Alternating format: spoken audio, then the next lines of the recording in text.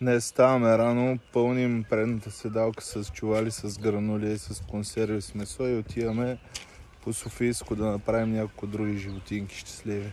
Намираме се в Горни Богров в периода за кучета. Оказва се, че е един от най-големите в България, може би най-големия на Балканския полуостров. Около 1300 кучета има, който иска може да е доброволец всяка събота между 10 и 2, може да ги нахрани, да ги разходи. Уникално може да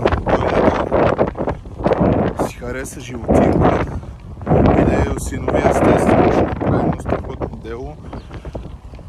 За хората, които имат такъв интерес, вътре от приюта доброволците и работещите отпускат повече време за разходите, за да може да се социализират и да ви опознаят.